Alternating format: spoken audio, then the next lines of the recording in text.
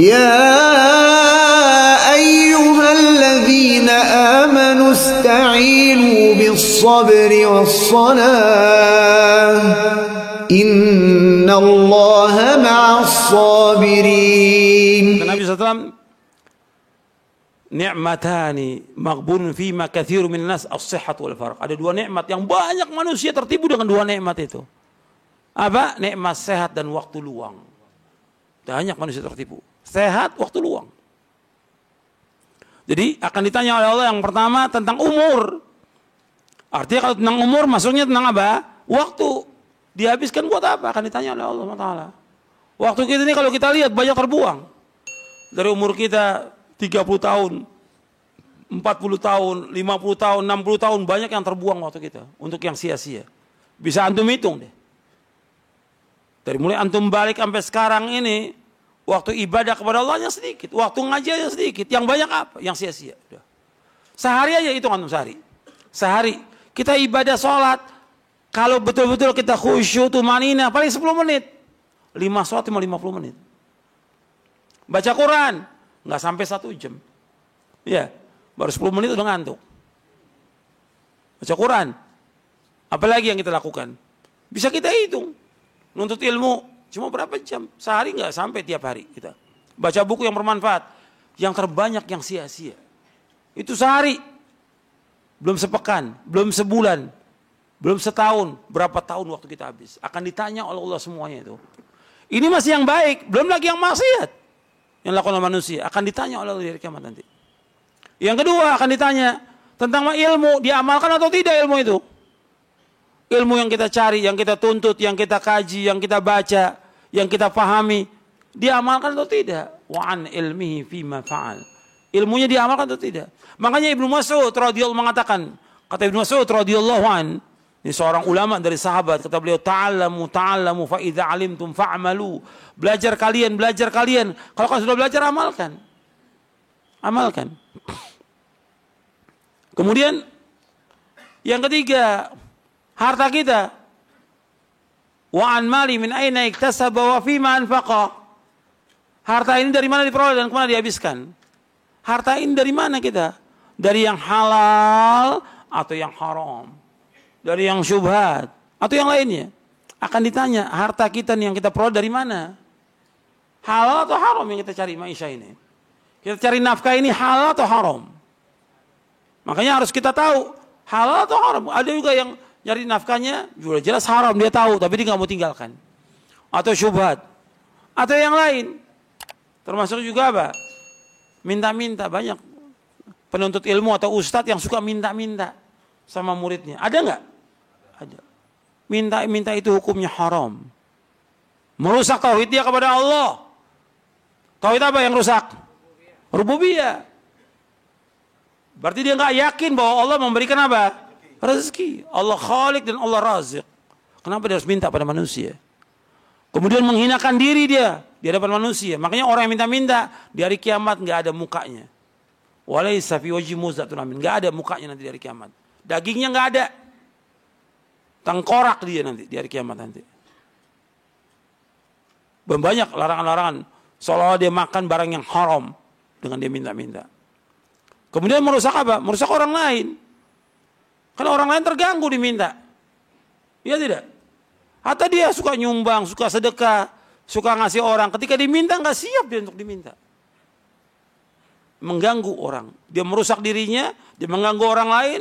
Yang pertama kali dia, ketiga apa? Merusak apa? Tauhid dia kepada Allah Ta'ala. Makanya ini termasuk dia dari hasil yang apa? Yang haram. Makanya kita maisha ini harus jelas. Dari yang halal atau dari yang haram. Kemudian untuk harta dua. Setelah kita dapat, kita cari, kemana dihabiskan? Dihabiskan untuk apa? Untuk membantu yang baik. Bangun masjid, bangun pondok, membantu dai-dai yang susah, membantu orang-orang belajar yang memang nggak mampu. Dia di pondok umpamanya, dia nggak mampu, kita bantu dia. Atau untuk yang haram, maksiat. Atau untuk yang bid'ah. Nggak boleh kita bantu acara-acara bid'ah, nggak boleh. Wala ta'awanu 'alal itsmi waladuan. Nggak boleh kalian tolong menolong perbuatan dosa dan permusuhan. Nggak boleh. Acara-acara bid'ah nggak boleh kita bantu.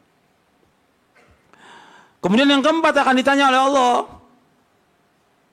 Ini masalah yang ketiga, ini masalah harta ini merupakan fitnah yang besar bagi umat ini. Harta ini fitnah.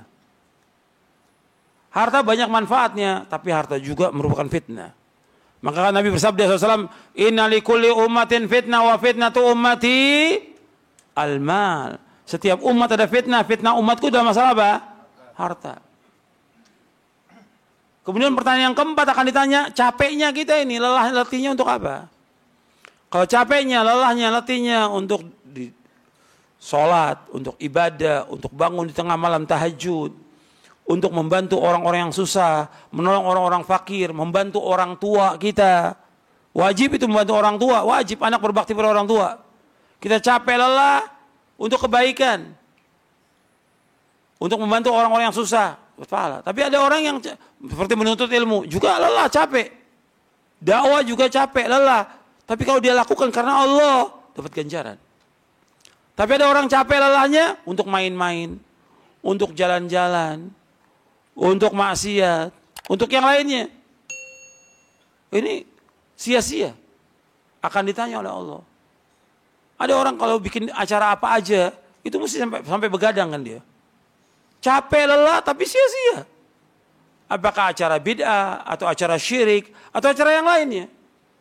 Kita nggak boleh ikut dalam acara-acara kesyirikan atau bid'ah, nggak boleh. Nggak boleh ikut partisipasi, nggak boleh. Sama sekali. Sebab Allah sudah mengatakan wala ta'awanu 'alal itsmi, jangan kalian telah melakukan perbuatan dosa dan permusuhan. Jelas yang 4 pertanyaan ini. Makanya kita kembali tadi. Poin yang tadi sampai ke berapa tadi? Tentang adab dalam thalabul ilmi yang ke berapa? Yang ke-6. Yang ke-6, ilmu ini untuk diamalkan. Itu yang antum ingat, bahwa ilmu untuk diamalkan. Bagaimana bentuk pengamalannya? Pengamalannya seperti dijelaskan tentang tauhid. Bagaimana kita meningkatkan tauhid kita kepada Allah Taala, sehingga kita tidak bergantung kepada manusia, hanya bergantung kepada Allah. Allahus Samad. Bagaimana takut kita hanya kepada Allah, tidak kepada manusia. Ada orang ngaji, tapi takutnya kepada atasannya. Berarti nggak manfaat ngajinya, nggak bisa diamalin pengajiannya. Atasannya sebagai apa bagi dia? Tuhannya dia. Ada nggak yang seperti itu? Ada. Sehingga apa aja yang wajib, bahkan yang sunnah nggak boleh dilaksanakan. Gimana atasannya? Nggak boleh dalam Islam. Kita bagaimana melaksanakan ini bebas kita. Karena tujuan kita diciptakan Allah, kita akan menjadi hamba Allah. Makanya di antara manfaat tauhid, insya Allah nanti besok kita bahas. Besok kajian kita tentang tauhid. Membebaskan kita dari perbudakan manusia, hanya ibadah kepada Allah. Ini tauhid kepada Allah. Kita nggak bisa ditekan oleh siapapun juga. Bebas untuk ibadah kepada Allah Taala. Itu yang harus kita camkan itu. Takut kita kepada Allah. Tawakal kita hanya kepada Allah. Mengharap kita kepada Allah, tidak kepada manusia. Baru pengajian itu bermanfaat. Saya ingin pengajian ini bermanfaat. Ya, kita nuntut ilmu sekian lama, tapi kita masih menjadi budak manusia. Nggak bisa. Kita hamba Allah, bukan budak manusia. Kita hamba Allah. Kita merdeka untuk ibadah hanya kepada Allah, tidak kepada yang lain. Tapi sekarang enggak, atasannya, kepalanya ditakuti oleh dia. Gimana imannya dia? Di mana imannya dia? Di mana tauhidnya dia? Di mana ilmunya dia? Dia ngaji. Enggak ada manfaat. Harus diperhatikan sebagai orang yang bertauhid. Bahkan ada juga orang yang udah ngaji kalah sama istrinya. Ada nggak itu? Allahul musta'an, la haula wala quwwata illa billah, tanda kiamat aja. Takut sama istrinya, takut. Ya Bu, samina wa atona. Ini kejadian, katanya udah ngaji. Istrinya alhamdulillah juga udah ngaji pakai cadar. Kok suaminya takut? Gimana manfaat? Nggak manfaat ngajinya, nggak manfaat. Kalau Allah mengatakan dalam Al-Quran, ar-rijalu qawwamuna 'alan nisa bima faddala Allah ba'dahum 'ala ba'd wa bima anfaqu min amwalihim. Kata Allah dalam surah An-Nisa ayat 34. Ar-rijal qawwamuna 'alan nisa, laki-laki pemimpin wanita, laki-laki yang mimpin. Bukan wanita yang sekarang mimpin banyak wanita. Hatta panitia pengajian siapa? Ibu-ibu, la haula wala quwata illa billah. Bapaknya kemana? Laki-laki pemimpin, bukan perempuan. Ini Allah yang berfirman. Makanya kan antum lihat masa Nabi SAW, nggak ada yang muncul perempuan, yang muncul laki-laki. Laki-laki. Nabi bawa istrinya tapi nggak muncul. Setelah Nabi wafat, mereka sebagai ummahatul mukminin, ibunya kaum mukminin. Kalau ibu kaum mukminin biasa menyampaikan hadis kepada para sahabat. Kalau sekarang tidak. Laki-laki takut. Gimana antum ngaji nggak? Lah praktek amalnya gimana kok takut bawa perempuan? Ini nggak benar dalam Islam. Sampai mau sedekah, Bu, saya mau sedekah, Bu. Ya Allah ya Rabbi. Kok sedekah bilang sama istri? Istri yang wajib bilang sama suami kalau dia mau sedekah. Kok suami bebas? Dia mau sedekah. Nggak perlu lapor kepada istri. Istri harus izin sama suaminya. Ini banyak hal-hal yang kadang-kadang kok seperti itu udah ngaji. Mesti kan nggak bisa seperti itu. Dia mesti ngatur istrinya untuk taat, untuk tunduk kepada hukum Allah, tambah takut kepada Allah. Dia tahu tentang azab kalau dia durhaka pada suaminya. Yang paling banyak masuk neraka kata Nabi siapa?